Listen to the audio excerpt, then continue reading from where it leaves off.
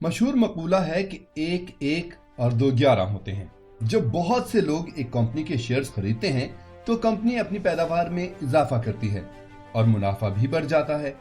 Company کی شہرت بہتر ہوتی ہے، شیئرز کی ویلیو بڑھتی ہے اور لوگ اس کمپنی میں مزید سرمایہ کاری کی طرف راغب ہوتے ہیں۔ اسی طرح سے ملکوں کا اقتصادی تعاون خوشحالی لاتا ہے۔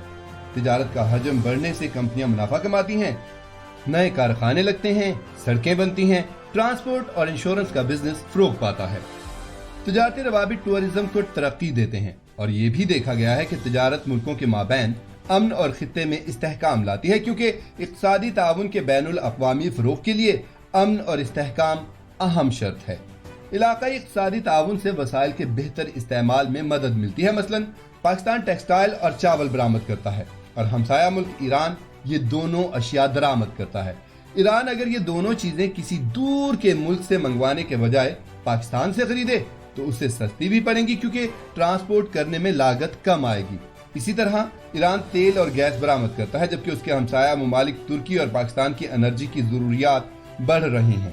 ان تین ممالک کے باہمی تعاون سے اقتصادی ترقی کو فروغ دینے کے لیے 1964 میں RCD regional cooperation for development بنائی گئی۔ اس تنظیم کا مقصد تینوں ملکوں کے مابین تجارت کا فروغ اور شاہراہ کے ذریعے سفر کو آسان بنانا تھا۔ یہی وہ شاہراہ تھی جو پاکستان کو یورپ سے منسلک کر سکتی تھی۔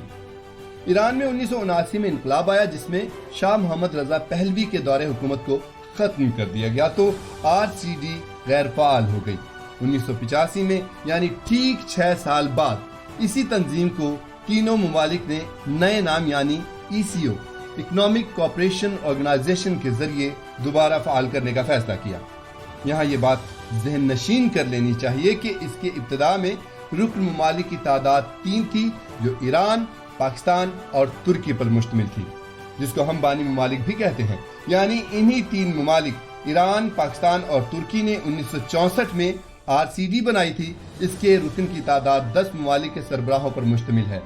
1992 میں افغانستان اور سینٹرل ایشیا کے 6 ممالک اس تنظیم میں شامل ہو گئے۔ ECO کا پہلا اجلاس 16 سے 17 فروری 1992 میں ایران کے دارالحکومت تہران میں ہوا۔ پاکستان اب تک 2 بار اس اجلاس کی صدارت کر چکا ہے۔ پاکستان نے پہلی بار 14 سے 15 مئی 1995 میں اور دوسری بار 1 مارچ 2017 میں اس اجلاس کی صدارت کی، اور دونوں اجلاس پاکستان کے دارالحکومت اسلام آباد میں منعقد ہوئے۔ وسط ایشیائی یعنی سینٹرل ایشیا کے 6 ممالک Turkmenistan, Uzbekistan, Tajikistan, Kazakhstan, Kyrgyzstan, Azerbaijan اور افغانستان، یہ ممالک ایک طرح سے سمندر سے دور ہیں۔ ایسے ممالک جو چاروں طرف سے سمندر سے دور ہوں، ایسے ممالک کو لینڈ لاکڈ ممالک کہا جاتا ہے۔ تو یہ ممالک خلیج فارس کے ممالک سعودی عرب، قطر، بحرین اور متحدہ عرب امارات وغیرہ کے ساتھ تجارت کے لیے ایران کا راستہ تجارت کے لیے استعمال کرتے ہیں۔ بحیرہ روم کا شمالی حصہ جو افریقہ میں پڑتا ہے اور جنوبی حصہ یورپ میں آتا ہے، وہاں کے ممالک کے ساتھ یہ وسطی ایشیا کے ممالک ترکی کے ذریعے اور بحیرہ عرب سے منسلک تجارت پاکستان کے ذریعے کرتے ہیں۔ ECO کا سیکریٹریٹ ایران میں واقع ہے، جس کو ہم دوسرے لفظوں میں ہیڈ کوارٹر کہتے ہیں۔ اس کا اقتصادی بیورو یعنی اکنامک بیورو کا دفتر ترکی میں اور سائنٹیفک بیورو کا دفتر پاکستان میں واقع ہے۔ 20ویں صدی نے علاقائی تعاون کا عروج دیکھا ہے اور بہت سے ممالک باہمی اشتراک سے مستفید ہوئے۔ اس تعاون کی سب سے بڑی مثال یورپی یونین ہے۔ تعاون اور اتحاد کی اس شکل میں سرمایہ اور لیبر آزادانہ ایک ملک سے دوسرے ممبر ملک جا سکتے ہیں۔ مثلا فرانس کا شہری جرمنی، یونان، ہالینڈ کسی بھی ملک میں نہ صرف نوکری کر سکتا ہے بلکہ سرمایہ کاری بھی کر سکتا ہے۔ 2 عالمی جنگوں سے تھکے ہوئے یورپ کے لیے ایک بہت خوشگوار تجربہ تھا۔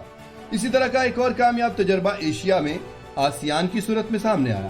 یہاں علاقائی تعاون سے سنگاپور، ملائیشیا اور دیگر 9 ممبر ممالک کو بہت فائدہ ہوا اور دیکھتے ہی دیکھتے معیار زندگی بہترین ہو گیا۔ ان ممالک نے نہ صرف باہمی تجارت کو خاصی حد تک بڑھایا بلکہ تعلیم، صحت اور ریسرچ کے شعبوں میں بھی ایک دوسرے کی معاونت کی۔ بالآخر خارجہ پالیسی کے امور میں بھی تعاون دیکھنے میں آیا۔ دوسری طرف یورپ کے کئی ممالک مشترکہ ویزا پالیسی کا حصہ ہیں اور ایک کامن کرنسی یعنی یورو مارز وجود میں آئی۔ ان 2 کامیاب علاقائی تنظیموں کے علاوہ چند ایسی مثالیں بھی مشاہدے میں آئیں جن میں کامیابی حاصل نہیں ہو سکی، اور ان میں ایک تنظیم سارک بھی ہے۔ اس بات کا تعین بھی ضروری ہے کہ سارک ناکام تنظیم کیوں ہے۔ کسی بھی علاقائی تعاون تنظیم کی کامیابی کے لیے ایک بنیادی شرط یہ ہے کہ ممبر ممالک کی سوچ اور مقاصد میں ہم آہنگی ہو۔ صاف ظاہر ہے کہ انڈیا اور پاکستان کے ہدف مختلف ہیں۔ مثلا انڈیا ایک ایسا پاکستان چاہتا ہے جو اس کے تابع فرما ہو، مگر انڈیا اپنا یہ ہدف حاصل نہیں کر سکا اور 1998 کے ایٹمی تجربوں کے بعد تو پاکستان کو گھٹنے ٹیکنے پر مجبور کرنا ناممکن ہو گیا ہے۔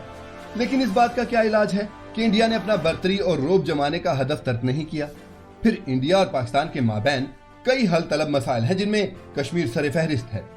ایسیو ممالک کے درمیان ایسے جھگڑے نہیں، لہٰذا اس تنظیم کی کامیابی کے امکانات زیادہ روشن ہیں۔ معیشت کا تنوع اور ایک دوسرے پر انحصار علاقائی تعاون کی کامیابی کی دوسری شرط ہے۔ انڈیا اور پاکستان دونوں ٹیکسٹائل گڈز برآمد کرتے ہیں، بین الاقوامی منڈی میں دونوں میں مقابلے کی فضا رہتی ہے۔ اسی طرح انڈیا، پاکستان اور سری لنکا تینوں چاول برآمد کرتے ہیں۔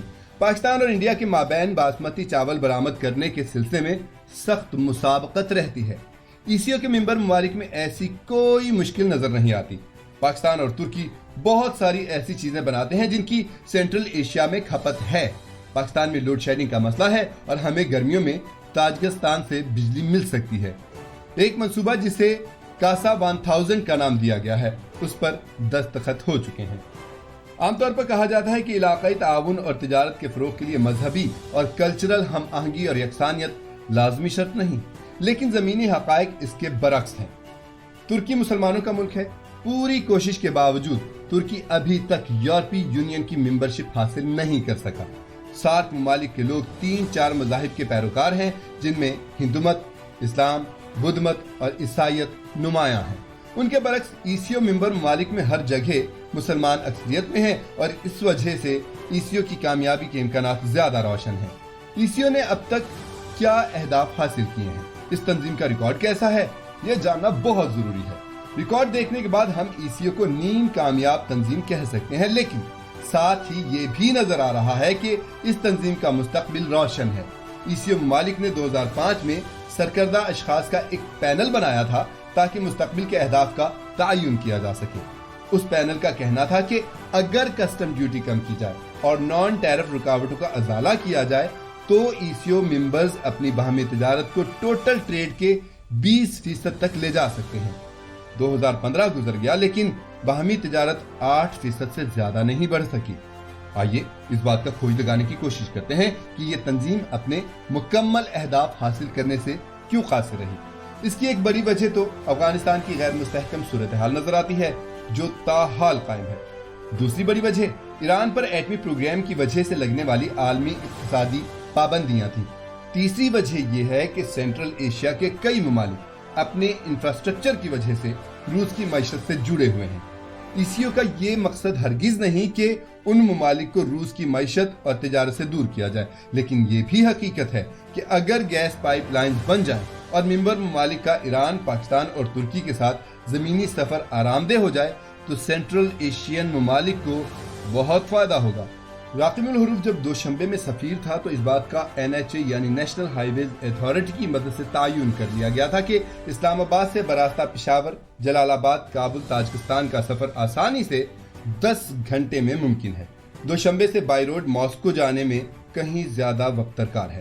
اور اب آتے ہیں 1 مارچ 2017 کو اسلام آباد میں ہونے والے ایسیو سمٹ کانفرنس کے 13ویں سربراہی اجلاس کی جانب۔ فروری کے مہینے میں پاکستان میں دہشت گردی کی نئی لہر دیکھنے میں آئی۔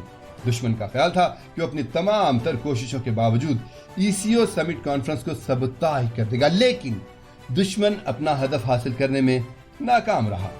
کانفرنس میں 6 صدور، ایک وزیر اعظم اور 2 نائب وزیر اعظم، ایران کے صدر حسن روحانی اور ترکی کے صدر طیب رجب اردوان نمایاں رہے۔ یہ پاکستانی سفارتکاری کی واضح کامیابی تھی۔ اس سے پاکستان کی علاقائی اہمیت کا پھر سے اقرار ہوا ہے۔ انڈیا کا یہ دعویٰ کہ پاکستان بین الاقوامی برادری میں تنہا ہے غلط ثابت ہوا۔ اسلام آباد کی سربراہ میٹنگ کا شعار تھا کنیکٹنگ فار ریجنل پراسپیرٹی، یعنی خطے میں خوشحالی لانے کے لیے ممبر ممالک کو جوڑا جائے، قریب تر لایا جائے۔ فورن سیکرٹری اعزاز چودھری نے اس کی وضاحت یوں کی کہ سڑکوں کے ذریعے سفر کو آرام دہ اور کم خرچ بنایا جائے تاکہ ممبر ممالک کے لوگ آسانی سے سارے خطے میں آ جا سکیں۔